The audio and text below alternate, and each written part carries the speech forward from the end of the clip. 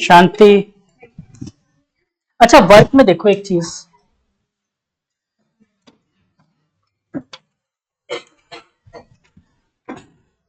तो बच्चों ये एक पिस्टन सिलेंडर है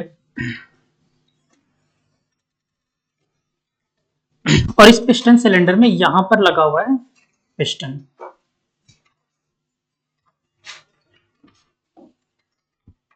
इसके अंदर भरे हुए थे बच्चों गैस पार्टिकल्स।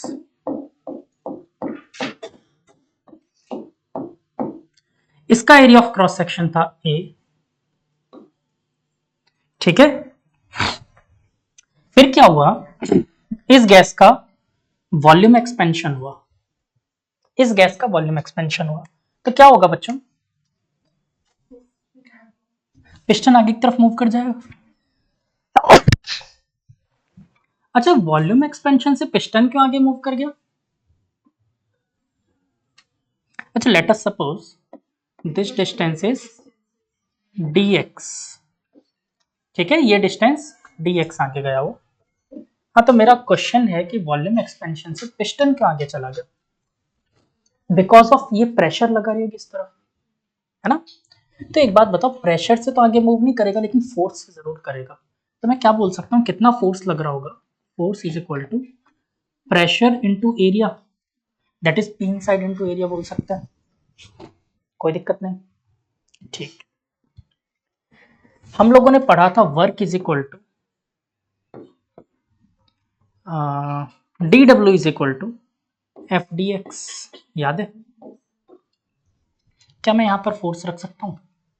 देखो क्या बन गया, pressure into area into D X is equal to D W. और बच्चों ये एरिया इंटू डी एक्स, अगर आप बुरा ना मानो तो क्या ये इतना सा वॉल्यूम है जो बीच में आ गया, इसको मैं डीवी बोल दूं, चेंज इन वॉल्यूम। तो देखो D W is equal to P DV. अगर मैं पूरा वर्क चाहता हूं तो इंटीग्रेशन ऑन बोथ साइड, ठीक। या तो आप इसको डेल्टा के फॉर्म में बोल सकते हो, तो del W change in work is equal to pressure into change in volume. Velocity नहीं है, बेवकूफी मत करना, है ना, वॉल्यूम है। या फिर आप ये फॉर्मूला यूज कर सकते हो, ये हो गया टोटल वर्क। अच्छा, ये कौन सा वर्क है? तो बेटा ये मैकेनिकल वर्क नहीं है जो आप लोग पढ़ के आए हो, इसको बोलते हैं थर्मोडायनामिक वर्क, ठीक है। तो ये फॉर्मूला कौन सा है, थर्मोडायनामिक वर्क का है, दैट इज पी डीवी, या D W is equal to P DV integration ना, वर्क इज इक्वल टू, करो नोट डाउन। मैंने साइन कन्वेंशन लिखवा ही दिया था आप लोगों को वर्क का, हीट का, है ना।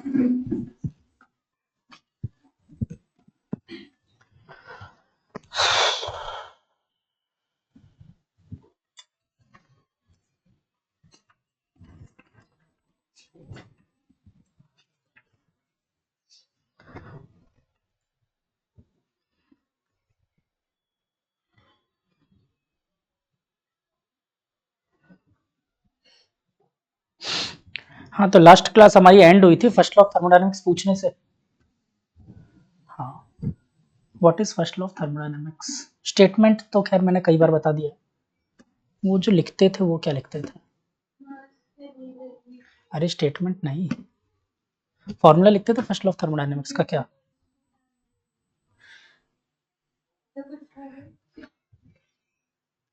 यही तो सुनना रह गया है। क्या? Very good. तो मैंने गलत ही बोला ना, मैंने कौन सही बोला? होता होगा, केमिस्ट्री वाले पढ़ते होंगे ऐसा, हम तो फिजिक्स के बच्चे हैं। तो हम पढ़ेंगे Q is equal to U plus W, ठीक है।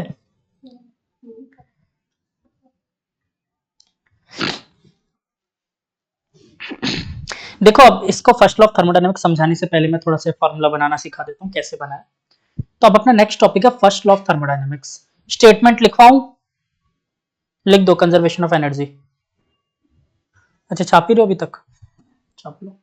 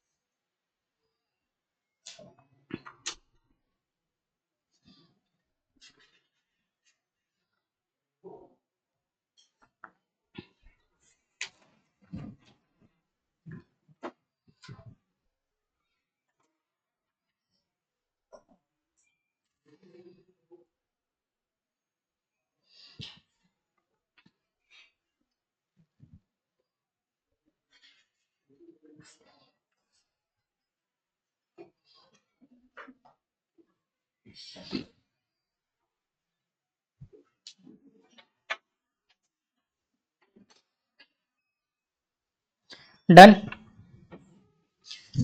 लिखे फर्स्ट लॉ ऑफ थर्मोडायनेमिक्स, लिखो फर्स्ट लॉ ऑफ थर्मोडायनेमिक्स।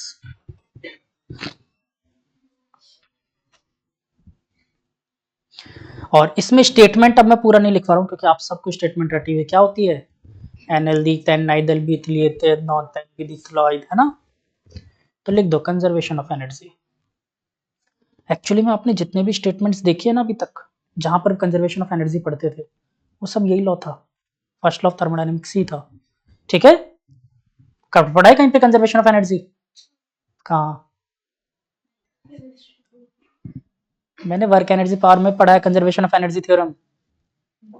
ठीक है, और रियलिटी में वो भी एक फर्स्ट लॉ ऑफ थर्मोडायनेमिक्स ही था। ठीक है, बस वहां पर थर्मोडायनेमिक्स एस्पेक्ट से पढ़ा नहीं था। ठीक है, तो इसमें लिख दो कंजर्वेशन ऑफ एनर्जी। अच्छा, मैं एक डायग्राम बना रहा हूं बच्चों, ये डायग्राम पूरे थर्मोडायनेमिक्स में हर जगह आपको हेल्प करेगा, सिर्फ एक डायग्राम। ठीक है, इस एक डायग्राम को ध्यान से समझना, सिर्फ ये डायग्राम सब कुछ बता देता है आपको। थर्मोडायनेमिक्स आप फिजिक्स में पढ़ क्यों रहे हो, क्या काम करेगा, सब कुछ इसी डायग्राम से कंप्लीट हो जाएगा। ठीक है, फर्स्ट लॉ सेकंड लॉ सब इसी डायग्राम में आएगा।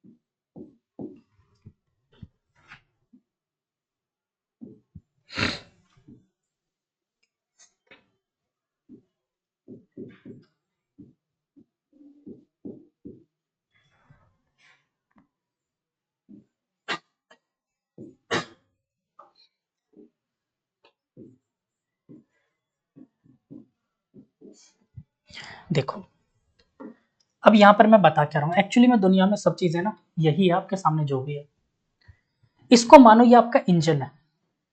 ठीक है, तो इसको आप कहीं ना कहीं किसी एक सोर्स से हीट देते हो, फिलहाल आपके लिए वो चीज क्या है, फ्यूल। ठीक है, वो हीट आप किसी ना किसी टेम्परेचर Q1 पे देते हो।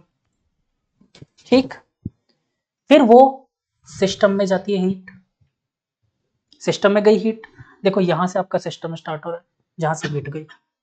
ठीक, फिर ये सिस्टम उस हीट को वर्क में कन्वर्ट करता है, तो देखो सिस्टम से कुछ वर्क आउटपुट मिला,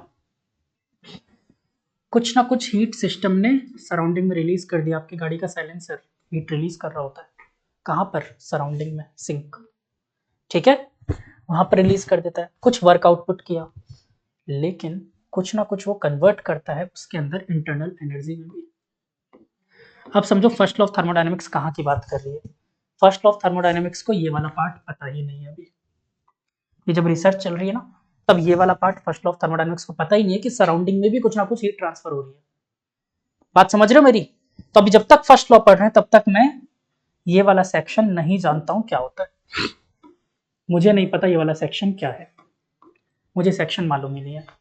अभी फिलहाल हम ये बात कर रहे हैं कि सोर्स से हीट मिली तो क्या हुआ, उसने इंटरनल एनर्जी में चेंज किया और साथ के साथ कुछ वर्क किया। तो अब जरा देखो फर्स्ट लॉ ऑफ थर्मोडायनेमिक्स क्या बन रहा है, यहां से बनाकर देखते हैं। मैं नहीं बता रहा, आप लोग खुद बताओगे। देखो एक तरफ मिला हीट क्यू, और ये किसके बराबर होगा, जितना चेंज हुआ इंटरनल एनर्जी में डेल यू प्लस कुछ वर्क, बन गया first law of thermodynamics. Simple, easy, done. Note करो, ये डायग्राम एग्जाम में बनाकर मत आना, ये डायग्राम सिर्फ आपके रेफरेंस के लिए बताया ताकि सारे लॉज आपको तुरंत क्लियर हो जाए। सेकंड लॉ में भी यही डायग्राम बनाऊंगा और देखना एक सेकंड में क्लियर कर दूंगा।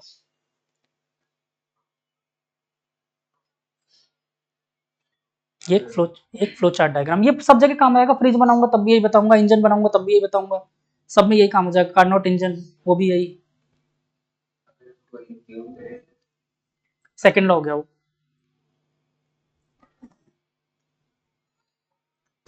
देखो थ्योरी के इवोल्यूशन होने में धीरे धीरे टाइम लगता है, ये थ्योरी के इवोल्यूशन का टाइम है। अभी हमने फर्स्ट लॉ ही तो बनाया है, अब सेकंड लॉ अगर तुम जानना चाहते हो बता देता हूँ। सेकंड लॉ कहता है कि आप कभी भी 100% हीट को वर्क में कन्वर्ट ही नहीं कर सकते, कुछ ना कुछ सराउंडिंग में रिलीज होगा। देखो कर दिया सराउंडिंग में रिलीज, अभी तक हमें पता ही नहीं थी ये बात। फिर थर्ड लॉ पे आते हैं, थर्ड लॉ बोलता है एनर्जी सिर्फ हाई ग्रेड एनर्जी से लो ग्रेड एनर्जी में कन्वर्ट होता है। जैसे बताता हूँ, गाड़ी चला रहे हो, पेट्रोल खत्म हो रहा है, गाड़ी को उल्टा चलाओगे क्या पेट्रोल भर जाएगा? नहीं भरेगा, मतलब वो हाई ग्रेड से लो ग्रेड में कन्वर्ट होगा, लो ग्रेड से हाई ग्रेड में नहीं होगा। फिर वहां पर और भी बातें होती है, अवेलेबिलिटी की और बहुत चीजें होती हैं। खैर थर्ड लॉ है भी नहीं आपके सिलेबस में, सेकंड लॉ तक ही। ठीक है, थर्मोडायनेमिक्स के भी 3 लॉज हैं, 3 लॉज है ना थर्मोडायनेमिक्स में, 4 नालायक को जीरोथ भी है। ठीक है, जीरोथ लॉ एक्चुअली में सेकंड लॉ के बाद आया था, तभी मजबूरी हो गई कि इसको आगे थर्ड लॉ बनाकर नहीं बता सकते थे। क्योंकि एक बात बताओ, फर्स्ट लॉ पढ़ लिया आपने, सेकंड लॉ पढ़ लिया, फिर जीरोथ लॉ के बता रहा टेम्परेचर क्या होता है, अजीब नहीं लगता? तो इसलिए उसको इन सबसे पहले रखने के लिए जीरोथ लॉ नाम दिया, क्योंकि फर्स्ट लॉ पहले से लोग जानते थे, सेकंड लॉ भी जानते थे, तो फिर इन सबसे पहले बताने के लिए जीरोथ लॉ नाम दिया उसको। ऐसा नहीं कि न्यूटन के 3 लॉ है, केपलर के 3 लॉ है, तो थर्मोडायनेमिक्स में भी 3 ही होने चाहिए, थर्ड के आगे लॉ नहीं जाने चाहिए। ठीक है, हाँ मानसी बिल्कुल सही बताया आपने। अच्छा एक चीज नोटिस करो, मैंने यहाँ पर ना तो क्यू के आगे डेल्टा लगाया ना डब्ल्यू के आगे डेल्टा लगाया, सिर्फ यू के आगे डेल्टा लगाया। थोड़ा सा अब इसको मेंटेलिटी को चेंज करते हैं, ऐसा क्यों? बेटा क्यू खुद क्या था, ट्रांसफर था, ट्रांसफर ऑफ हीट, हीट में चेंज नहीं था। ठीक है, transfer of heat that is Q, सच्चाई यही है। वर्क, चेंज इन वर्क नहीं था, वर्क था, लेकिन इंटरनल एनर्जी में चेंज था। इंटरनल एनर्जी पहले भी कुछ थी, बाद में भी कुछ हुई। ठीक है, तो इसलिए एक्चुअली में इन दोनों के पहले डेल्टा लगाना अच्छी बात नहीं है। कई बुक्स लगाती है, इनफैक्ट डीसी पांडे सर ने भी लगाया, लेकिन संगीत ने नहीं लगाया हुआ। ठीक है, तो आप इस चीज का ध्यान रखना, एचसी वर्मा भी नहीं लगा हुआ है, और इसका रीजन यही है, बाकी आपकी इच्छा।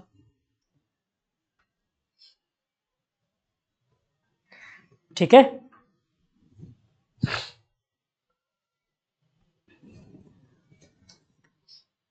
क्लियर, डन, आगे बढ़ूं। अच्छा फर्स्ट लॉ ऑफ थर्मोडायनेमिक्स अगर थोड़ा सा क्लियर हुआ तो इसमें सारे प्रोसेस को एक एक करके मुझे देखना पड़ेगा, और देखो प्रोसेस में ही आप लोग को जाके टेंशन शुरू होती है, इतने सारे डेरिवेशन आ गए, क्या करें क्या करें क्या करें, यही होता है। दूर कर दो टेंशन, पक्का? चल, हर प्रोसेस में मुझे 3 चीजें निकालनी है, क्यू यू डब्ल्यू, ये 3 चीज निकालनी है। चलो 1/3 टेंशन तो भी हाथ के हाथ खत्म कर देते हैं। 1/3 टेंशन ऐसे खत्म हो रही है, यू का एक ही फॉर्मूला है N C we delta T, बात खत्म, इसके अलावा मैं कुछ नहीं जानता।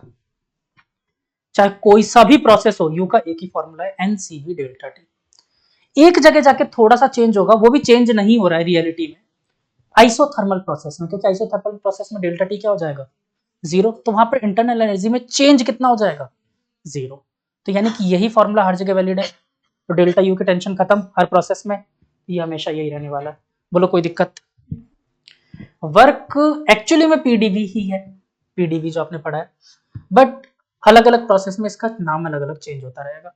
ठीक है, तो इसको देख लेंगे। क्यू की, क्यू के दो फॉर्मूलेज रहेंगे। वैसे क्यू भी बदलेगा तो इसको बताना स्पेसिफिक अच्छी बात नहीं है, बट ठीक है चलो बता देता हूँ। या तो ये N C we delta T होगा, या फिर ये N C P delta T होगा।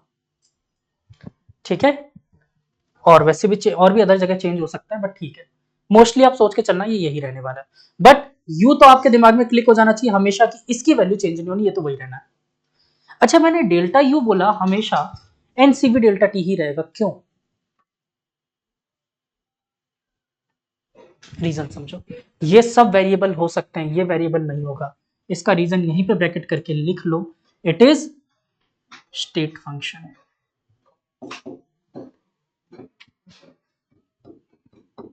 ऑप्शन में पूछ भी सकता है तो आप इसको बताना, it is the function of temperature only.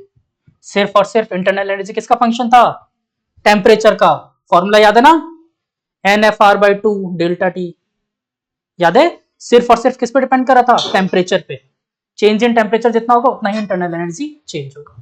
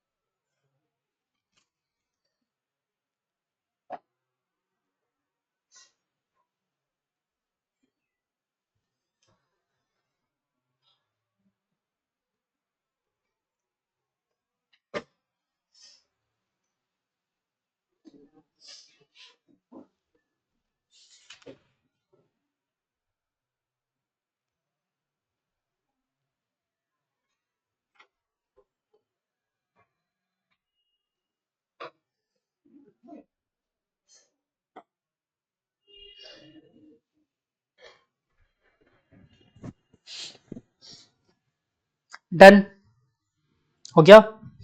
अब एक एक करके प्रोसेसेस की बात करें, कौन कौन सा प्रोसेस है। न्यूमेरिकल इसके भी करने हैं, और मैंने इस बार सोच रखा है आपको पूरा न्यूमेरिकल में लास्ट में एक साथ उठाऊंगा, और इस बार मैं चैप्टर वाइज आप लोगों का टेस्ट ले रहा हूँ, दैट इज थर्मोडायनेमिक्स का। चैप्टर खत्म होने के 3 दिन बाद ले लूँ? हाँ, इतना टाइम काफी है रिवीजन करने के लिए। चैप्टर खत्म होने के तीसरे दिन आप लोगों का थर्मोडायनेमिक्स का टेस्ट है। सब्जेक्टिव लूँ या ऑब्जेक्टिव या मिक्स? सब्जेक्टिव में आंसू आ सकते हैं।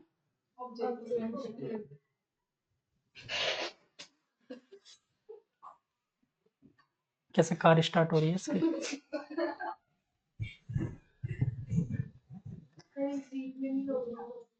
थर्मोडायनेमिक्स खत्म होने के बाद, अभी तो ये वीक जाएगा पूरा। ठीक है, तो उसमें केटीजे थर्मो दोनों का मिला के लूंगा टेस्ट। हाँ, टाइम लगेगा, अभी चिंता मत करो। 5 दिन का कम से कम थर्मो बचा हुआ है अभी। ठीक है, तो 5 दिन का मतलब हो गया आपका ये वीक और ट्यूसडे। क्वेश्चंस पीवाईक्यू वाली बुक से अब फिलहाल क्वेश्चन एक बार मैं करवाऊंगा पहले। मैं सोच रहा हूँ हीट ट्रांसफर स्टार्ट करने से पहले आप लोगों को थर्मोडायनेमिक्स के क्वेश्चन ही करवा देता हूँ पहले।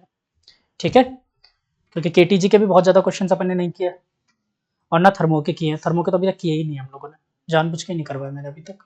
तो अब करवाऊंगा मैं सारे एक साथ, ताकि आपको पहले पूरी थ्योरी तो पता हो। अभी तक थ्योरी आप लोग क्या जानते हो, ना के बराबर। क्योंकि इसमें क्या होता है, क्वेश्चन बार बार इधर उधर से घुमा के कुछ ना कुछ एक्स्ट्रा दे देगा, तो आप फंस जाओगे। फिर मैं बोलूंगा बेटा थ्योरी में बाद में करवाऊंगा, फिर करते हैं, मजा नहीं आता। इसलिए पहले एक बार इसकी पूरी थ्योरी समझ लेते हैं, फिर न्यूमेरिकल एक साथ गो थ्रू करेंगे। ठीक है, चलो। हाँ, तो भाई पहला, अब इसमें थर्मोडायनेमिक प्रोसेसेस लिखो। एक एक करके सारे प्रोसेस में आगे बढ़ते हैं। थर्मोडायनेमिक प्रोसेसेस,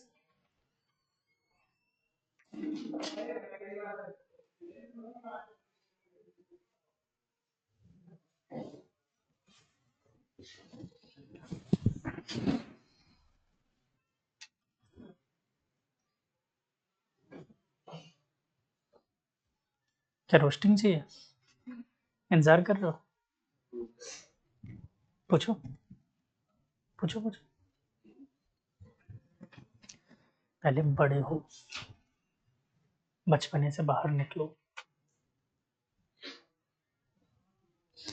अच्छा, आप लोगों को ऐसा लगता है कि मैं कभी आप लोगों को मोटिवेशन नहीं देता? ऐसी कोई फीलिंग आती है? मोटिवेट नहीं करता क्या? अरे आज वो कहाँ गायब है? एक गायब है ना। हाँ। अच्छा, आज फिर एनुअल फंक्शन। अच्छा, वो स्पोर्ट्स डे हुआ करता था।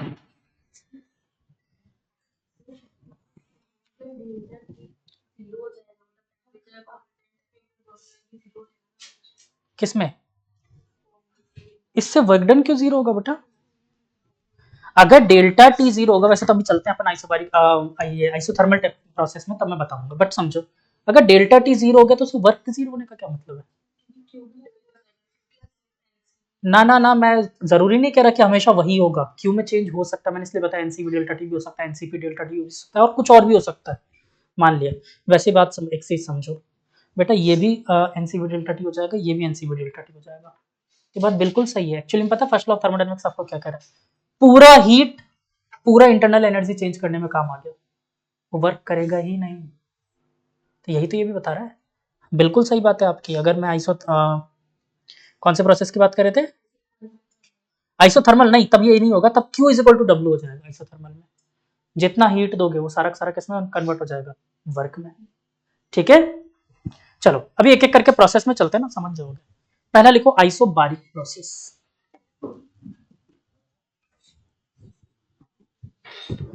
तब आइसोबारिक प्रोसेस में प्रोसेस करना शुरू करो।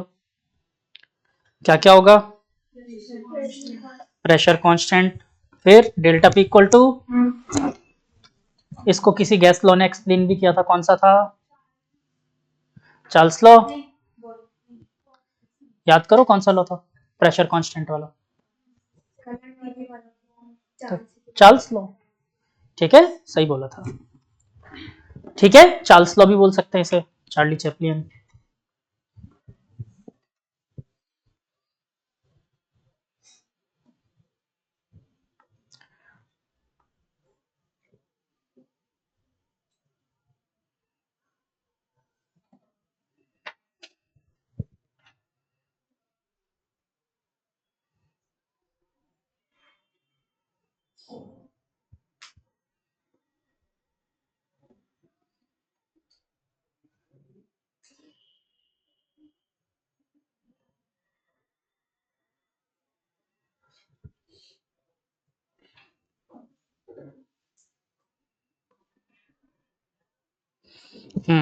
चले आगे।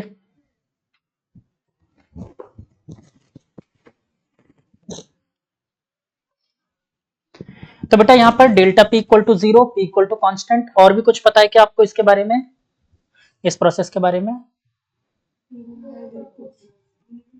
एक चीज मालूम है ना आपको इसमें कि v one by t one equal to v two by t two, ये भी तो है, तो ये भी लिखो। जितनी चीजें हमें पहले से मालूम थी, v is proportional to t, ये सब चीजें इसी में आ जाएगी अब, क्योंकि बार बार हम केटीजे में जाके ये चीज थोड़ी ढूंढेंगे जब रिवीजन कर रहे होंगे। एक के अंदर सारे पॉइंट्स वापस डिनोट कर लो। ठीक है, अब आगे बढ़ते हैं बेटा। ये बताओ इंटरनल एनर्जी कितनी होगी?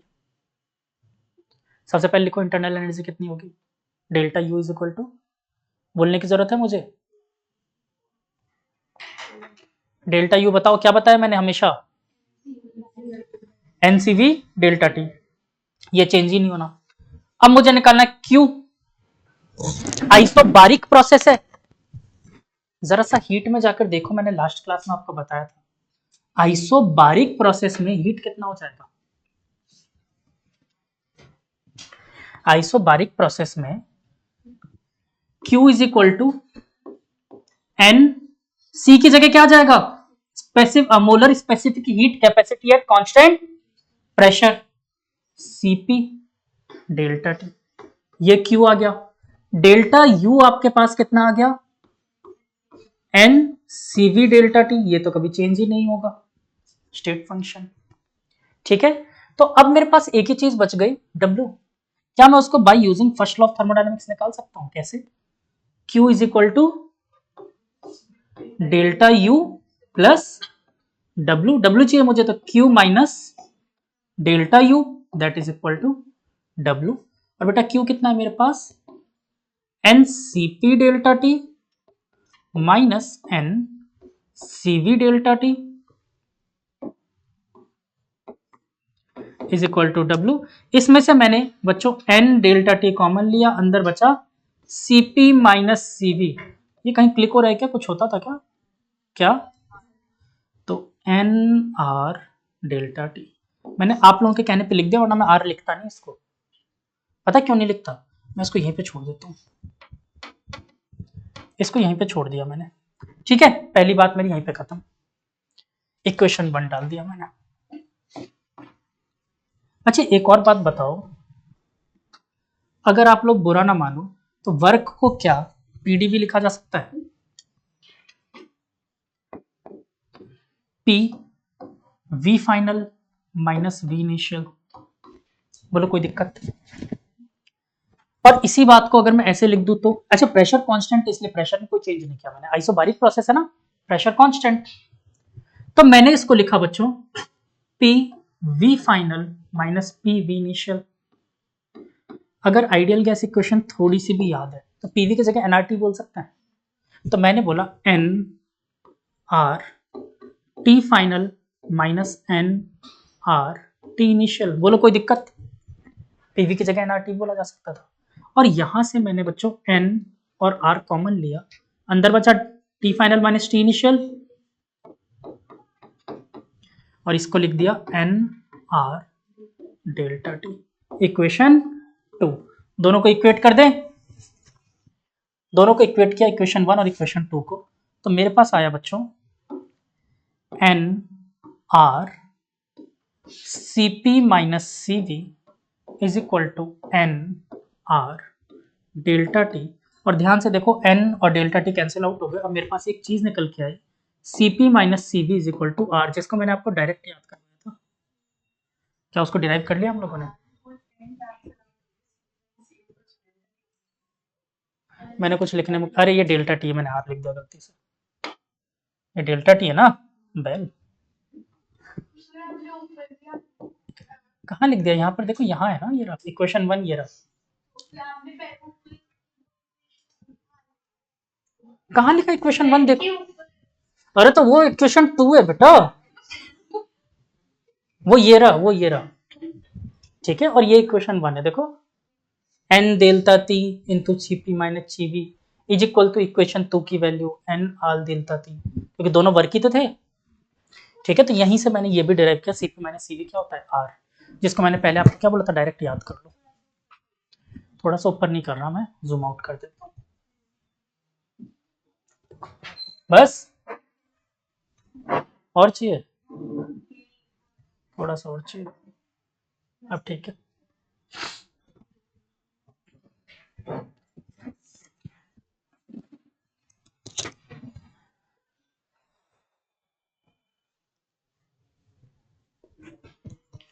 अच्छा इन प्रोसेसेस में एक चीज बहुत जरूरी है, slope of the curve of P and T, pressure और टेम्परेचर ग्राफ के कर्व का स्लोप निकालना मुझे, ये बहुत जरूरी है, ये सब जगह आपको याद रखना है।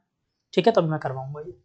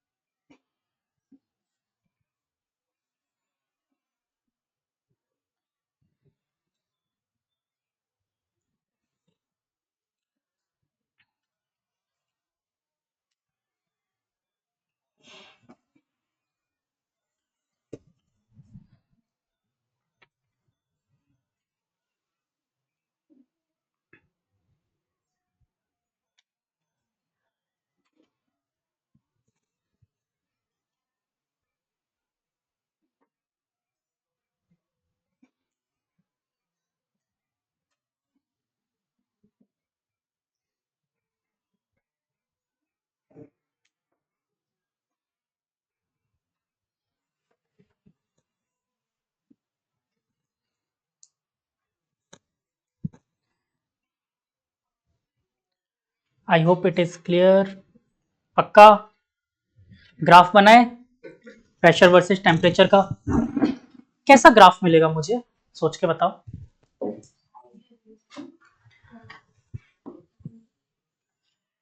इस प्रोसेस में प्रेशर और टेम्परेचर का अगर मैं ग्राफ बनाऊं तो बेटा प्रेशर तो कांस्टेंट है, तभी तो हमने आइसोबारिक प्रोसेस बोला है, मतलब स्ट्रेट लाइन मिलने वाली है। तो इसका स्लोप कितना होता है स्ट्रेट लाइन का, अगर एक्स एक्सिस के पैरेलल है तो 0 होता है। और अगर वैसे नहीं पता हो तो पता ही होना चाहिए, स्लोप 0 ही है पैरेलल। तुम लोगों का पूरा क्या बताऊं मैं कहानी। ठीक है, तो यहाँ पर एक चीज मेंशन कर लो, dp बाय dt स्लोप को डिफरेंशिएशन से लिखते थे इज इक्वल टू 0। नीट वाले बच्चे साथ में स्लोप भी लिख लेना। ठीक है,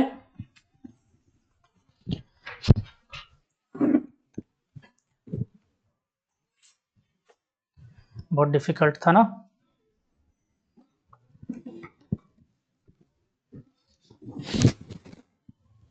डिफिकल्ट तो होता है थर्मोडायनेमिक्स, टफ तो है।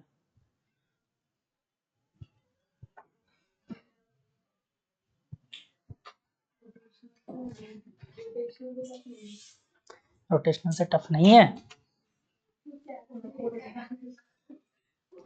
एक रोटेशनल का ट्रॉमा लेके बैठे हो तुम लोग, पता है मुझे। मैंने तुम लोग को एक और बात बोली थी, हाँ हाँ मैं आपको क्लियर ये बात बोली थी कि आप खूब मेहनत कर लो, अभी लास्ट क्लास में शायद भूल के गया था आप लोग। हाँ पता है मुझे, लगेगा रोटेशन अगर आप लोगों को होने लग गया ना क्वेश्चन, मतलब समझ लो आप फिजिक्स में बहुत अच्छा करने वाले, अगर रोटेशन के क्वेश्चंस होने लग गए तो, क्योंकि वो अकेला चैप्टर है, वो सारे चैप्टर्स को लेके चलता है। मतलब थर्मोडायनेमिक्स की बात नहीं कर रहा, बट ऑलमोस्ट सबकी बात कर रहा हूँ कि सबको लेके चलता है वो।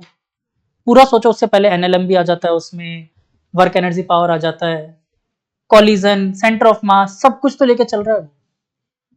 तो अगर आपने उसके क्वेश्चंस करने शुरू कर दिए, मतलब आपकी पूरी फिजिक्स टिप्स पे आ रही है 11th की। ठीक है, तो है तो बहुत अच्छा चैप्टर, मना नहीं करता। ट्रॉमा तो बिल्कुल देगा वो, मैं उसका भी नहीं कहूंगा कुछ भी। हाँ नॉर्मल क्वेश्चंस होंगे, अगर मैं अच्छे क्वेश्चंस की बात करूं, जैसे आप सिंगेज लेके बैठ जाओ तो हाँ रोना तो आएगा शुरू में, बाद में धीरे धीरे नहीं आएगा, शुरू में आएगा। ठीक है, डन। चलो आगे चलते हैं। अगला प्रोसेस आइसोचोरिक प्रोसेस।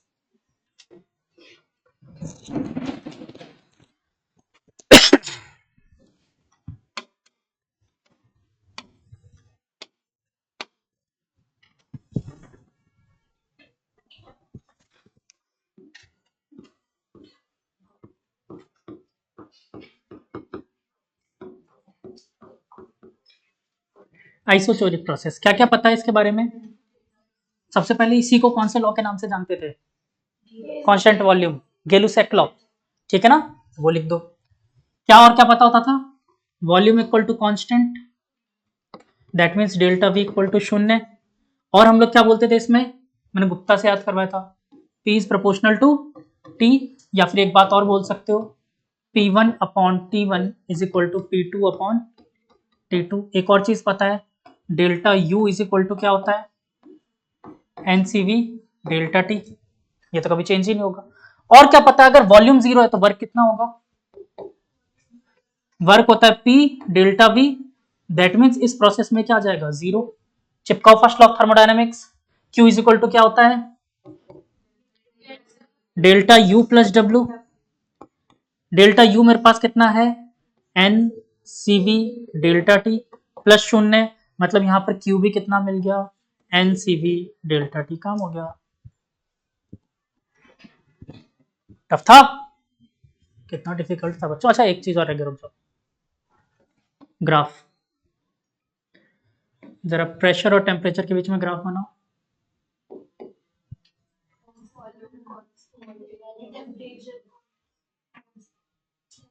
प्रेशर और टेम्परेचर के बीच में आपके लिए मुश्किल हो जाएगा, इसमें वैसे ये वाला ग्राफ बनेगा प्रेशर टेम्परेचर का, प्रोपोर्शनल है ना, प्रोपोर्शनल का ग्राफ ऐसे होता है। अच्छा प्रेशर वॉल्यूम के बीच में ग्राफ बना है,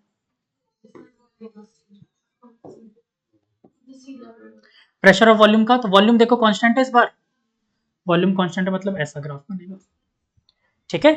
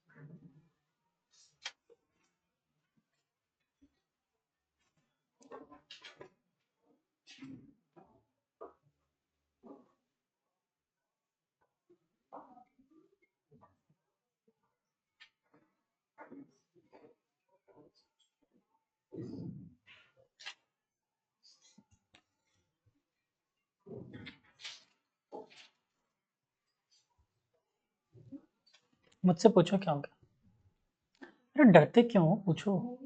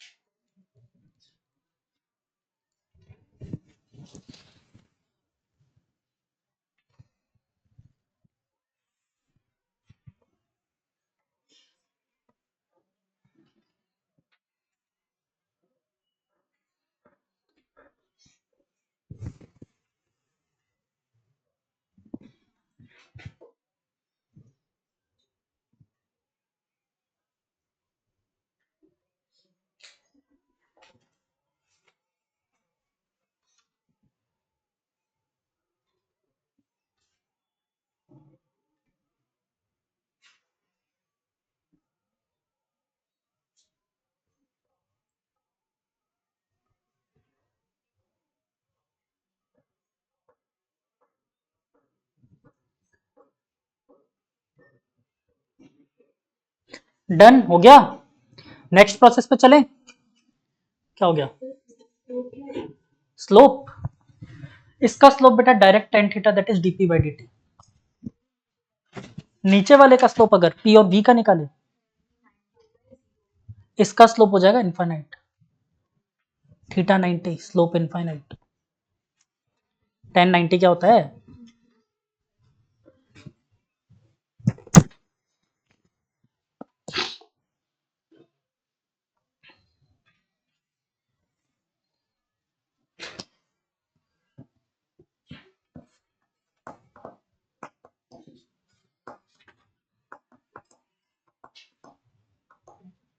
नेक्स्ट प्रोसेस पे चलें। Boyle's law. कौन सा प्रोसेस? आइसोथर्मल। यही सब केमिस्ट्री में भी ट्रॉमा देते थे आप लोगों को। ये डेरिवेशन ने रुलाया था। करे थे ना डेरिवेशंस? नहीं रुलाए इन डेरिवेशंस ने।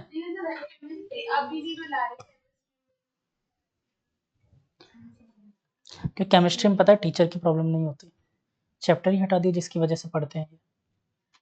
सारी चीजें पता ही नहीं होता। डेल्टा यू कैसे आया यही नहीं पता है। एनसीवी डेल्टा टी रटते रहो। अपन पूरा जीरो से स्टार्ट करते हुए चल रहे हैं अपन। तो देखो अब चीजें क्लियर हो रही है। तो एक्चुअली मेरे हिसाब से ना केमिस्ट्री की वजह फिजिक्स में पहले देना चाहिए था थर्मोडायनेमिक्स। उल्टा कर देते हैं। यहाँ पर थर्मोडायनेमिक्स लास्ट लास्ट में, वहां पर शुरू में 5वां चैप्टर हो जाता है ना, 6th चैप्टर। अब तो 5th हो गया उनका। 4th स्टेट्स ऑफ मैटर था। नहीं 4th chemical bonding, 5th states of matter हुआ करता था। First molar concept, mole concept, mole concept, फिर structure of atom second chapter, फिर third chapter periodic table, fourth था केमिकल बॉन्डिंग, फिफ्थ था states of matter, six था thermodynamics, seventh equilibrium, eighth redox, ninth hydrogen, और फिर 10th हो जाता था तुम लोगों का ऑर्गेनिक वाला जीओसी, हाइड्रोकार्बन आता है। बहुत अच्छी है। मजा आता था जीओसी पढ़ने में। नहीं, अगर एक बार जीओसी पकड़ ली ना आप लोगों ने तो मजा आ जाएगा।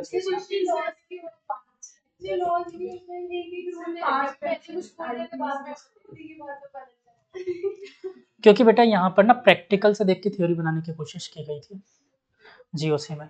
क्योंकि कार्बन फैमिली को पता है आप अलग से क्यों पढ़ते हो? क्योंकि अपने आप में इतनी बड़ी फैमिली है कि इसकी रोज नए नए कंपाउंड डिस्कवर हो रहे हैं आज भी। अब सोचो आप क्या करेंगे। बेटा कंपाउंड से बहुत गजब गजब की चीजें बनती है।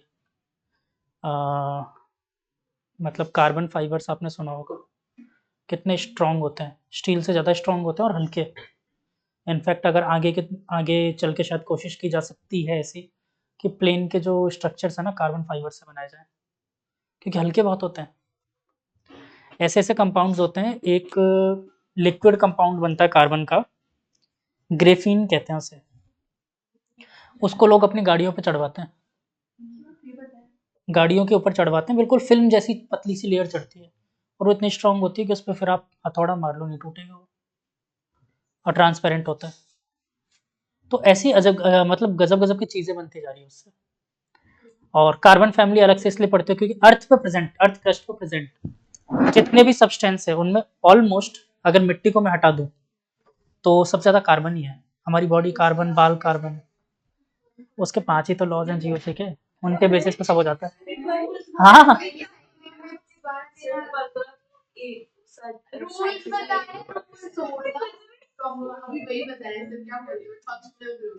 उसमें भी 50 रूल्स बता दिए हैं। अच्छा, मेरे से पूछोगे तो मेरे हिसाब से मतलब मतलब वैसे हैं, ऐसा नहीं बोलूँगा, बट मेनली 5 लॉज पे फोकस करना। कौन कौन से इफेक्ट पे एक्चुअली में, कौन कौन से इफेक्ट थे? आइसोमेरिक इफेक्ट, मीजोमेरिक इफेक्ट, अच्छा अभी पढ़े पहुंचे नहीं क्या? इंडक्टिव और ये सब, रेजोनेंस, हाइपर कॉन्जुगेशन, तो ये उसमें सिर्फ रेजोनेंस पढ़ा है आपने, यहाँ पर डिटेल में पढ़ोगे mesomeric effect is resonance effect. चलो खैर आगे बढ़ते हैं। क्या? नहीं तो बेटा इसमें तो देखो आपको मेहनत करनी पड़ेगी। और सच बात बताऊं, जैसे आपने बायो वाले बच्चों को रोते हुए देखा ना फिजिक्स में, बहुत दिनों से फेस कर रहे थे ना, अब मैथ्स वाले बच्चों को रोते हुए देखोगे ऑर्गेनिक में, और बायो वाले बच्चों को बहुत अच्छा लगेगा ऑर्गेनिक, देख लेना। 12th में एक चैप्टर आता है आप लोगों के बायोमोलिक्यूल्स, इन लोगों के 11th में आ जाता है। ये लोग पढ़ के तैयार है बायो में आप लोगों के? हाँ हाँ, और 12th में रोना आएगा उस चैप्टर में मैथ्स वाले बच्चों को, मुझे भी आता है। स्टार्टिंग में हमें भी आता नहीं उसमें मुझे बकवास थोड़ी सी चीजें लगती हैं। नहीं, नहीं बट ठीक है, और मेरे साथ ये थोड़ी सी अच्छी चीज है कि मुझे अगर मैं ये हटा दूं क्या नाम से, बॉटनी हटा दूं तो मेरे को बायो भी पसंद है, बॉटनी पसंद नहीं है। हाँ पूरी बॉटनी वगैरह पसंद है, अरे गजब, मुझे सिर्फ जूलॉजी। बायो लिया नहीं। अच्छा चलो आगे बढ़े। आइसोथर्मल प्रोसेस क्या होता है बच्चों? आइसोथर्मल प्रोसेस, आइसोथर्मल प्रोसेस कौन सा लॉ? बॉयल्स लॉ, ठीक है।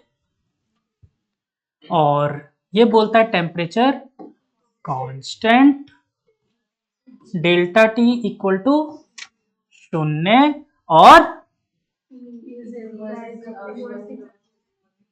P is inversely proportional to the volume, or we can say that P initial V initial equal to P final V final। कोई दिक्कत नहीं, कितनी अच्छी चीज है। एक और बात बताओ, क्या यहीं पर आपको एक बात समझ आ रही है? इंटरनल एनर्जी क्या होती थी? Delta U equal to N C we delta T, ये कभी चेंज नहीं होगा, मैं बार बार एक ही बात कह रहा हूँ। लेकिन किस्मत से आइसोथर्मल प्रोसेस में डेल्टा टी क्या था? मतलब इंटरनल एनर्जी में चेंज कितना होने वाला है? 0। अरे छाप लेना, क्यों रेस लगा रहे हो? ठीक है, तो आइसोथर्मल प्रोसेस में डेल्टा यू क्या हो जाएगा? 0 हो जाएगा। तो बच्चों फर्स्ट लॉ ऑफ थर्मोडायनेमिक्स क्या कहता है? Q is equal to del u plus डब्ल्यू, और यहां से मुझे संयोग से मिल गया Q इज इक्वल टू डब्ल्यू, क्योंकि डेल यू 0 था। मतलब अगर मैंने वर्क निकाल लिया तो क्या मेरे पास Q भी आ जाएगा? अब वर्क निकालने की कोशिश करें, कैसे निकाल सकते हैं? अरे यार वर्क का एक फॉर्मूला याद है मुझे, डी डब्ल्यू का integration is equal to P D v बोल सकते हैं। वॉल्यूम कहां से कहां चेंज हो रहा है? वी इनिशियल से वी फाइनल, यही चेंज हो रहा है। तो मैं यहां लिख रहा हूं वी इनिशियल, यहां लिख रहा हूं वी फाइनल, कोई दिक्कत नहीं। इसको आगे प्रोसेस करते हैं। तो वर्क इज इक्वल टू क्या? बेटा वर्क एक्चुअली में इंटीग्रेट कर लो, हमें तो वर्क ट्रांसफर की बात कर रहे हैं ना, तो डब्ल्यू आने वाला है, लगा दो लिमिट, क्या हो जाएगा? डेल डब्ल्यू तो लिखेंगे नहीं, हम डब्ल्यू लिखेंगे, ठीक। तो बेटा पी का इंटीग्रेशन कैसे करें? यहां पर तो प्रेशर भी वेरिएबल है, आइसोथर्मल प्रोसेस है, प्रेशर भी तो वेरिएबल होगा। तो मुझे बड़ी मुश्किल से एक फॉर्मूला याद आया, क्या? पीवी इज इक्वल तो हमने रटा था, क्या होता है? एनआरटी। क्या पी निकाल सकते हैं यहां से? पी इज इक्वल टू क्या आ गया? nRT बाय V, और संयोग से देखो ऊपर वाली सारी चीज इज कांस्टेंट, क्योंकि टेम्परेचर भी तो कांस्टेंट है यहाँ पर और nR तो पहले से कांस्टेंट है, चिपका दो यहाँ पर। तो इंटीग्रेशन ऑफ V इनिशियल से V फाइनल और nRT upon V dV। nRT constant बाहर और टाइम आ गया है पिटने का, 1/v का इंटीग्रेशन। फटाफट कर दो, x के power n minus one upon n, sorry n plus one upon n plus, करो फटाफट करो, करो इंटीग्रेट करके बताओ मुझे जल्दी जल्दी, फिर धुलाई करते हैं। यही बच गया था। हाँ बताया था लॉग वाला, 1/x का इंटीग्रेशन लॉग x, डायलेक्ट याद करवाया था, है ना, हमने आज तक पढ़ा ही नहीं इंटीग्रेशन, इंतजार कर लें पता नहीं क्या। ठीक है, तो बेटा इसका इंटीग्रेशन क्या आ जाएगा, डायरेक्ट लॉग बेस ई और v, और लिमिट क्या है बच्चों, v इनिशियल से v final. we know that nRT log upper limit minus lower limit, upper limit कितना हो जाएगा, v final minus log v initial, और बेटा log m minus log n that is log m upon n। अच्छा base इसमें e है, ध्यान रखना, अभी नेचुरल बेस है, nRT log of v final upon v initial, और अगर मैं यहाँ पर, क्योंकि मेरे पास जो टेबल गिवन होती है बताओ log 10 में होती है, ठीक है, तो ये बेस e को कन्वर्ट करना चाहता हूँ log 10 में, तो मुझे हमेशा मल्टीप्लाई करना पड़ेगा 2.3026 होता है वैसे तो ये, बट ठीक है 2.303 बोल देते हैं हम इसे, nRT log बेस 10, तो log base 10 v final minus v initial. कई बार क्वेश्चन में v की जगह p दे देता है, प्रेशर, तो याद करो सबसे ऊपर हम लोगों ने क्या लिखा है, हाँ तो मैंने कब का नहीं पढ़ा है, अरे मैं कहता हूँ सारी चीज पढ़ी, ये जो जो पढ़ा रहा हूँ सब पढ़ी केमिस्ट्री में। अच्छा हाँ, तो वो डेरिवेशन है भी नहीं, डेरिवेशन है भी नहीं वहां पर सिलेबस में, तो याद करो अभी अभी हम लोगों ने पढ़ा है P initial V initial equal to P final V final इस प्रोसेस के लिए होता है, तो अगर मैं V final upon V initial निकालना चाहूँ तो क्या आ जाएगा, P initial by P final is equal to V final by V initial, put कर सकते हैं वहां पर, तो मैं इसी फॉर्मूले को ये भी लिख सकता हूँ 2.303 nRT पॉइंट नहीं दशमलव 2.303 nRT log base 10 P initial by P final, ध्यान रखना उल्टा लिखना होता है, ठीक है, और यही एक्चुअली में W का फॉर्मूला आया, और क्या यही Q का भी फॉर्मूला आया इस प्रोसेस में, ठीक है, दोनों का सेम है, चाहे ये वाला, दोनों में से कोई भी एक याद रखो, या तो ये या ये, बोलो समझ आया हाँ कि ना,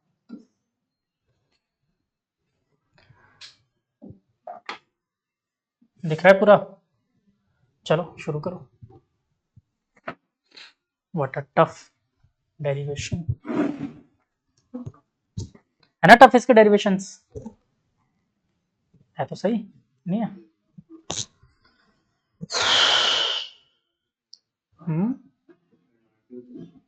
यार ये लगने भी नहीं चाहिए,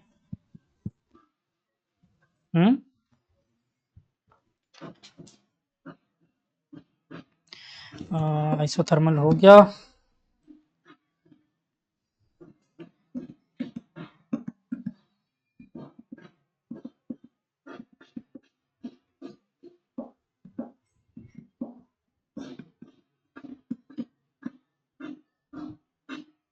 अच्छा मुझे हर प्रोसेस में ना एक चीज की वैल्यू पता होनी चाहिए, वो आप हर प्रोसेस में बताओ मुझे, पहले प्रोसेस में P इंटू वी कितना आता,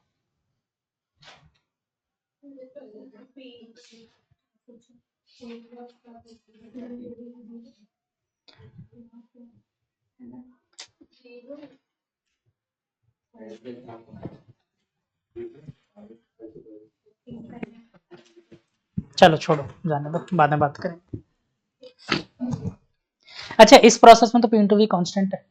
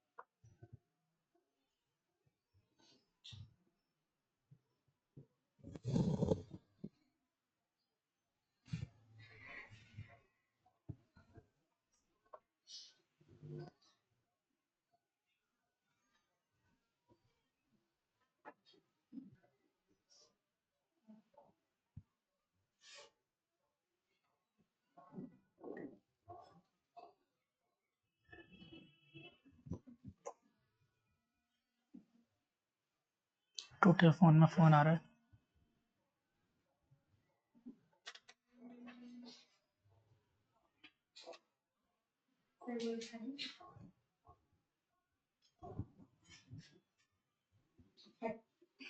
गरीबी, पैसे पैसे मांग रहे हैं।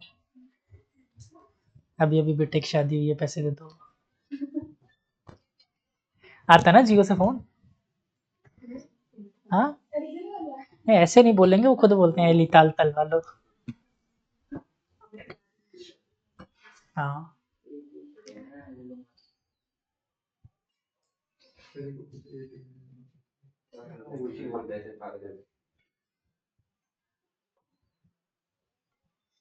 I agree.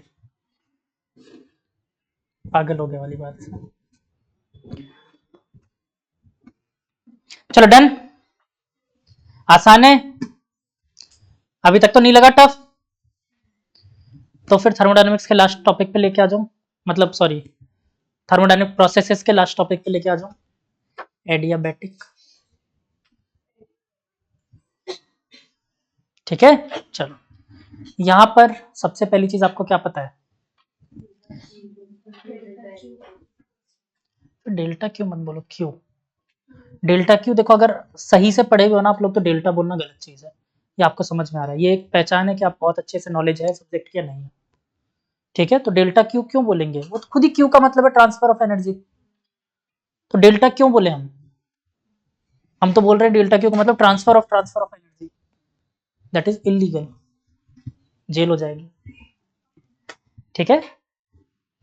अच्छा, मैं बोलता हूँ,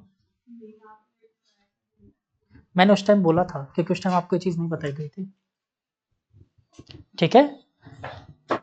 अच्छा, आपको कभी कभी ऐसा लगता है कि छोटी क्लासेस में आपने कई चीजें गलत पढ़ी जो बड़ी क्लासेस में आकर बदल जाती है? होता है ऐसा? क्यों पढ़ाया गया ऐसा? नहीं, क्योंकि आपको इवोल्यूशन करना आए। ये आपको एक सिखाई गई चीज है कि आपको इवोल्यूशन करना है। अगर कोई थ्योरी गलत है तो उसको आप सही प्रूव कर रहे हो बाद में जाकर। और आपको क्या लगता है जो टीचर्स उस टाइम पढ़ा रहे थे उनको पता नहीं था क्या क्या गलत है, फिर वो आपको पढ़ा रहे थे? तो ये जानबूझ के होता है ये चीज। ठीक है, कि आपको आगे चल के सही बात पता चले। जैसे एनसीईआरटी में पढ़ी हुई एक थ्योरी बताता हूँ, 9th क्लास में आप लोगों ने पढ़ी होगी। हमारी गैलेक्सी में कितने स्टार्स है?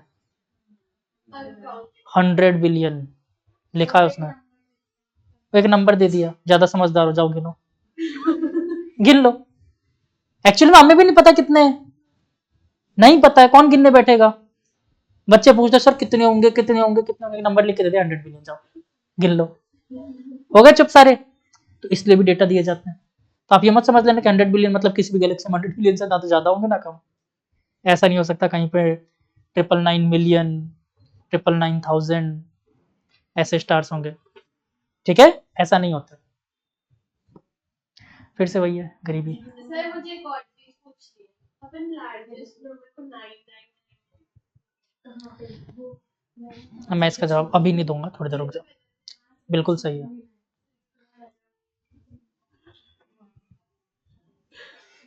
देखो बात कितनी सही बोली है इसने, 5 बजे छूटूंगी पागल खाने से। ये नहीं 5 बजे क्लास हो रहेगी, नहीं, आप जहां रह रहे हो वो जगह ऑटोमेटिक पागल खाना बन जाएगी। और और बेइज्जती चाहिए, सोचो मेरी मजबूरी है, मैं वहां हूँ, मुझे पागल खाने में आना पड़ा इलाज करने, और चाहिए बेइज्जती, और चाहिए। सारे पागल नहीं बेटा, आपकी प्रेजेंस की वाइब्स इतनी अच्छी है कि सबके अंदर पागलपन आ जाए। अभी अभी देखा था मैंने सीढ़ियों पे, लग गई थी इसके घुटनों में चोट, हिल गया, अभी तक दर्द हो रहा है ना, समझ में आ रहा है आज। घुटने पे नहीं लगी। पता है इसका दिमाग घुटनों में है, और इसके पैर नकली हैं, घुटने है ही नहीं ना।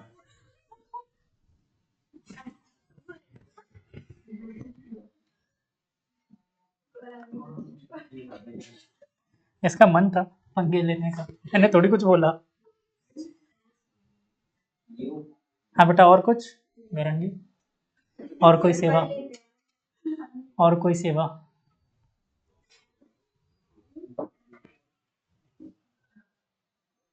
कौन सा कलर पकड़ूं, ये दिखेगा इस पे। नहीं सही बात नहीं दिख रहा है।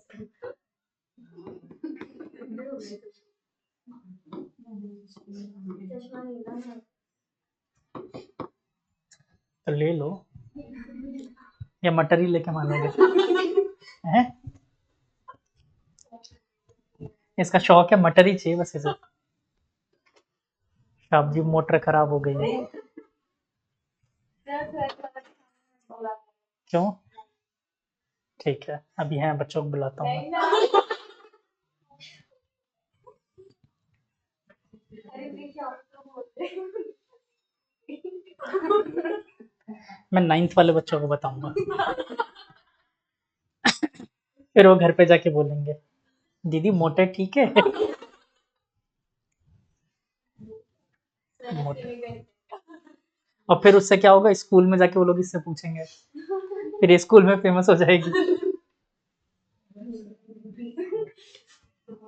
अच्छा चलो, एडियाबेटिक प्रोसेस में बच्चों क्या है, हीट का ट्रांसफर कितना होता है, 0। मतलब ये बड़ा गजब का प्रोसेस है। समझो क्या हुआ यहाँ पर, अगर फर्स्ट लॉ ऑफ थर्मोडायनेमिक्स लगाते हैं तो Q is equal to delta U plus डब्ल्यू। Q 0 होने की वजह से क्या हो गया यहाँ पर, माइनस डब्ल्यू is equal to delta u, या फिर उल्टा बोल सकते हो डब्ल्यू is equal to minus delta u. ठीक है, यानी कि बच्चों इसमें हीट का तो कोई लेना देना ही नहीं है। यहां पर अगर इंटरनल एनर्जी कम होगी तो वर्क हो जाएगा, समझो इस चीज को। अगर वर्क करना है तो इंटरनल एनर्जी को खुद कम होना पड़ेगा। मतलब इस चीज को आप ऐसे समझो कि मैंने एक गैस पार्टिकल को गर्म किया, इंटरनल एनर्जी बढ़ गई उसकी, मैंने कंटेनर में गर्म किया था और उसको एक बलून में रख दिया। ठीक, अभी फिलहाल बाहर का टेम्परेचर उतना ही था जितना बलून के अंदर के गैस का है, फिर बाहर का टेम्परेचर हो गया कम, बाहर का टेम्परेचर कम हो गया, अब क्या होगा, बलून तुरंत फूल जाएगा। ये क्या हो गया, अच्छा बलून पिचक जाएगा, फूलेगा नहीं। आप एक काम करो, मुंह से हवा भरो एक बलून में और उसको जाकर फ्रीज में रख दो। फिलहाल यार इसमें हर जगह ना थोड़ा सा एक्चुअली में प्रोसेस 100% आप समझ नहीं पाओगे, उसमें हीट का ट्रांसफर हो रहा है, यहाँ पर हीट का ट्रांसफर हो जाएगा, बट एक ऐसा चीज समझो कि हीट का ट्रांसफर ना हो रहा हो तो इसके इंटरमोलिकुलर वाइब्रेशंस कम होंगे तो ही वर्क डन होगा। इसके इंटरमोलिकुलर वाइब्रेशन जितने ज्यादा कम होते जाएंगे उतना ज्यादा वर्क डन होता जाएगा। मतलब टेम्परेचर कम हो रहा है, internal energy is the function of temperature only, temperature कम हो रहा है और वो किस में कन्वर्ट कर रहा है, वर्क में। यहाँ पर हीट का कोई ट्रांसफर हो ही नहीं रहा इस प्रोसेस में। और यहाँ पर एक इंपॉर्टेंट चीज जो आपको रटनी है वो रटनी है, पीवी की पावर मामा इज इक्वल टू कॉन्स्टेंट। क्या ये रटा था, ठीक है, ये रटा हुआ भी होना चाहिए। किस प्रोसेस के लिए, एडियाबेटिक प्रोसेस के लिए। ठीक है, अब इसमें एक एक चीजें निकालते हैं, क्या चाहिए, हम्म,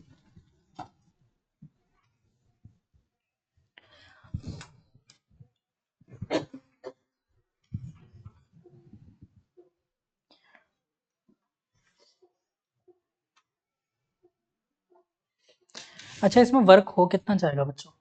वर्क का फॉर्मूला अगर बोलूं तो कितना होगा इसमें? कुछ नहीं होगा, चांटा पड़ जाएगा। वर्क होगा, बिल्कुल होगा बेटा। हाँ बिल्कुल बोल रहे हो बेटा, सही बोल रहे हो, बोलो। और कुछ भी हो सकता है क्या?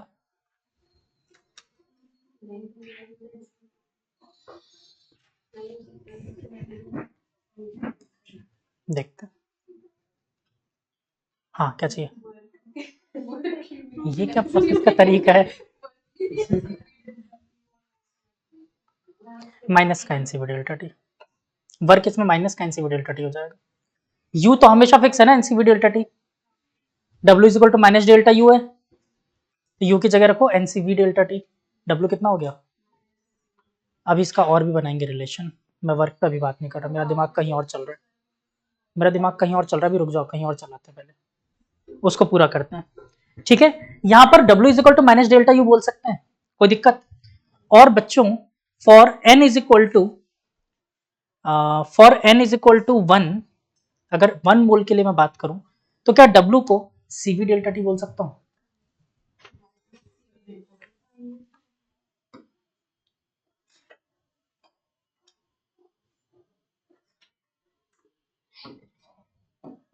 तो minus CV delta t for n equal to 1 mole के लिए। और बच्चों क्या इसको P डेल्टा V बोल सकते हैं? तो इसको यही रहने देता हूँ यार। अच्छा चलो, अगर बुरा ना मानो तो डेल्टा की जगह D यूज कर लूँ, कोई problem? P dV is equal to minus CV dt। ठीक है, एक बार इसको इतने को नोट करो, आगे चलते हैं एक बार। क्यों क्यों क्यों? आइला जादू? क्यों? पागल हो गया? Someone hacked my device।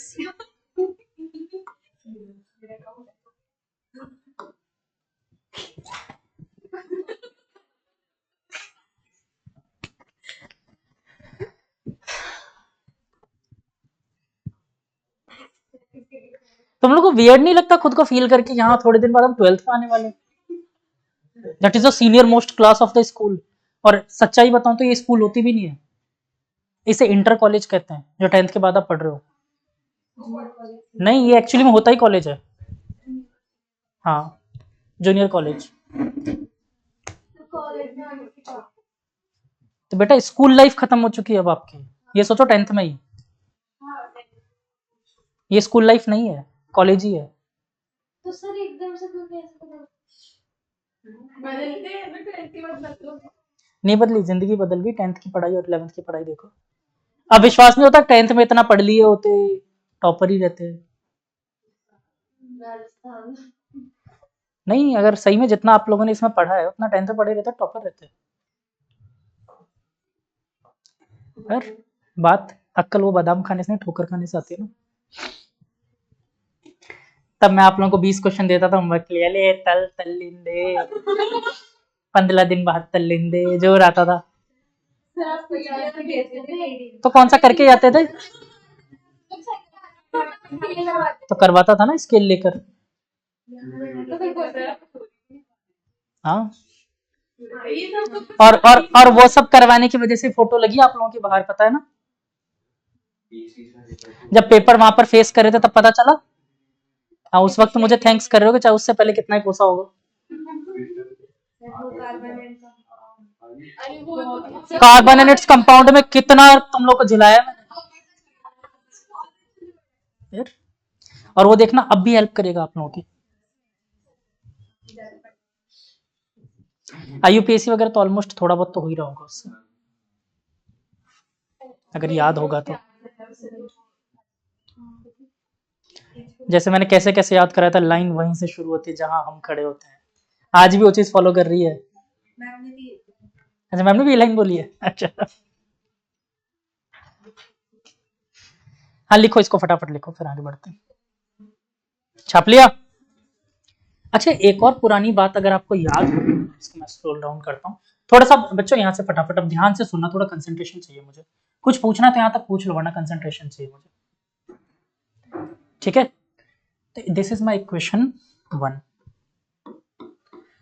क्या आप लोगों को याद है PV is equal to nrt हुआ करता था? मैंने इसको टेम्परेचर के रेस्पेक्ट में डिफरेंशिएट करना चाहता हूँ, both side.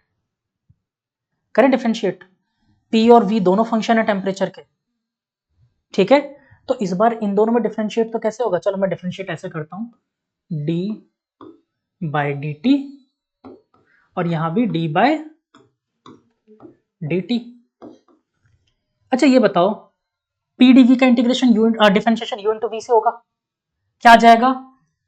P dv by d t plus v dp by d t होगा, यस और नो?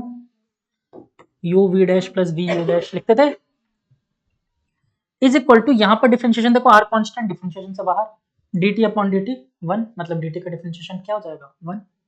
तो यहां पर सिर्फ आर बचा, यहां पर डी टी कॉमन लेके उधर चिपका दूं, नीचे से ले सकते हैं ऐसा डिफरेंशिएशन में, दिस इज अलाउड। तो मैंने बोला p D v plus we D p is equal to r d t. कोई तकलीफ यहां तक? नोट डाउन करो फिर,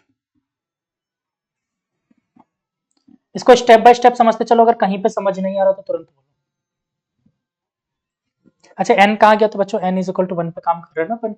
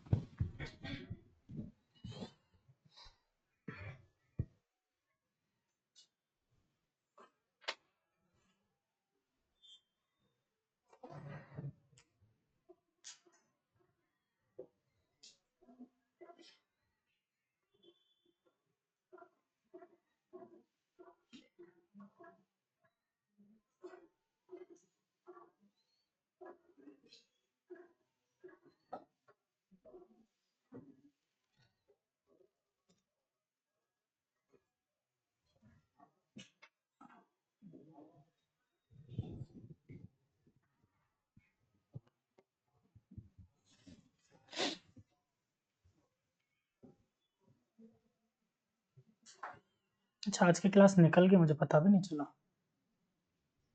बड़ी जल्दी हो गई आज की क्लास। बोरिंग थी ना आज की क्लास? अच्छी थी, अरे वाह। इस टॉपिक के बाद नहीं बोलोगे, चिंता मत करो, अभी आप लोगों की अवधारणाएं बदलने वाली।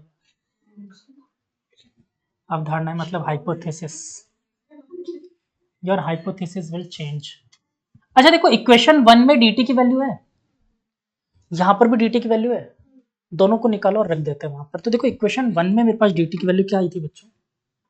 Minus P D v upon c we is equal to d t, और यहां से बच्चों dt की वैल्यू क्या आई है मेरे पास? dt is equal to P D v upon r plus we D P upon r. ये दोनों वैल्यूज मैं इक्वेट करने वाला हूं, ठीक है, इक्वेट करते हैं, और कुछ थोड़ी था वहां पर, ठीक है।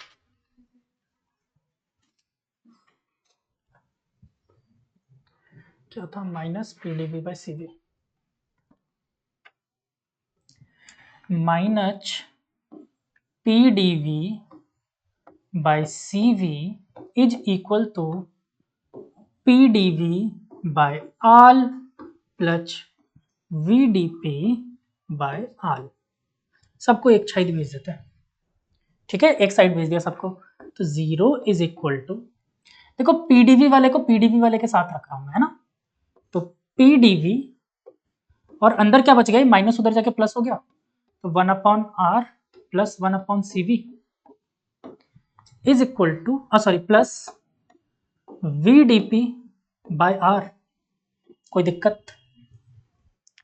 अच्छा अगर आप लोगों को कोई तकलीफ ना हो, अगर कोई तकलीफ ना हो, एलसीएम लेके इसको ऐड करेंगे, C V plus R upon R C V लिख सकते हैं, तो पी डीवी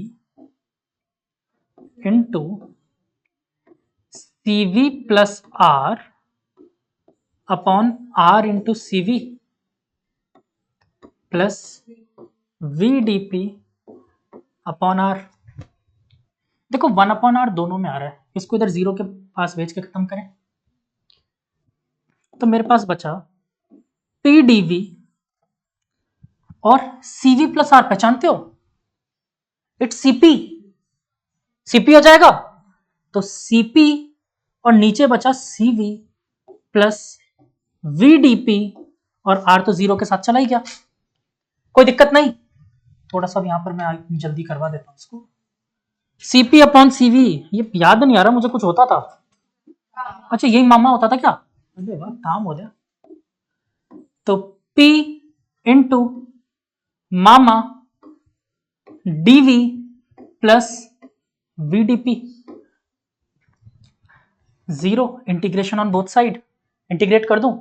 देखो इंटीग्रेट करते हैं तो क्या होता है।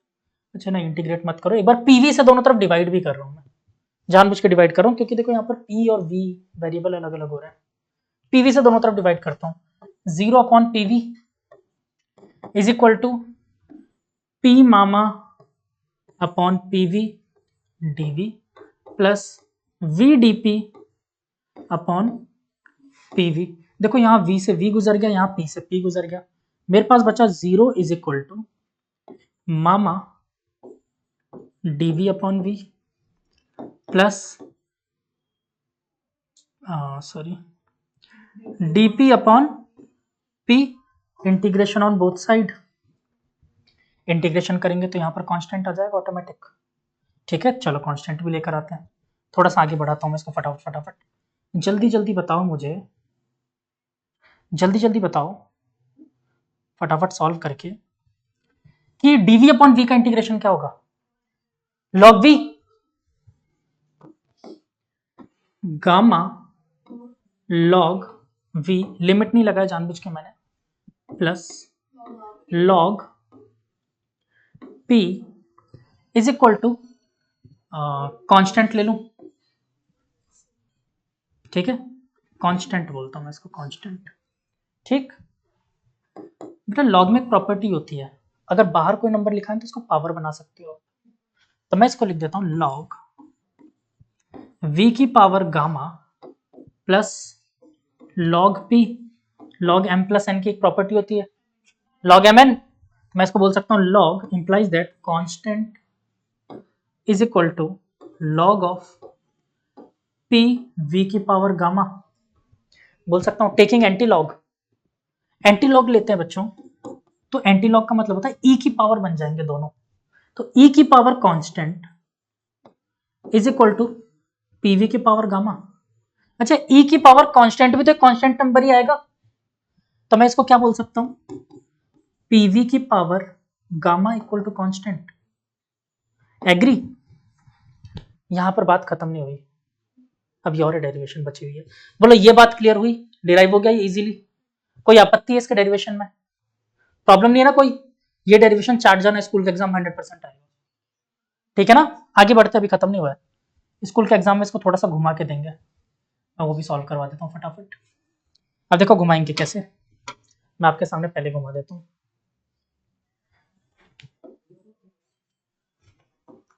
आपको दो रिलेशन याद है, मतलब एक रिलेशन याद है, PV is equal to NRT या PV is equal to RT बोल सकता हूँ। तो देखो एक बार निकाल लो P is equal to R T upon V, और एक बार निकाल लो v is equal to R T upon P, उठाकर इसमें रख दो, ठीक है। तो देखो एक बार p की वैल्यू रख दें, तो p की वैल्यू रखोगे R T upon v into V की power gamma equal to constant, ये आएगा।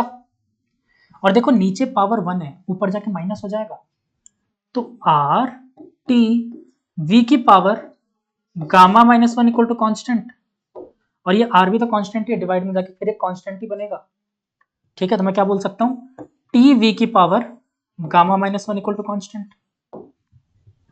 या तो आपसे ये पूछा जाएगा, या फिर दूसरा तरीका उनके पास, ये वैल्यू उठाकर इसमें रख दो, वी की वैल्यू, देखो क्या बन जाएगा, P into R T upon P की power gamma equal to constant.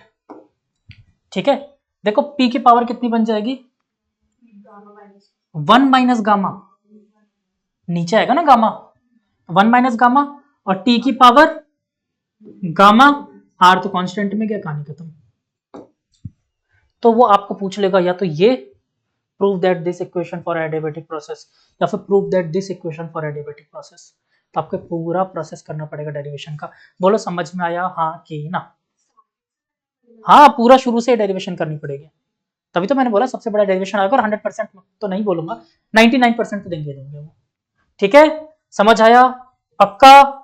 इस डेरिवेशन को अभी मेरे जाते ही तुम लोग लीव नहीं करोगे क्लास, इंस्टेंट ये डेरिवेशन वापस करोगे कॉपी में।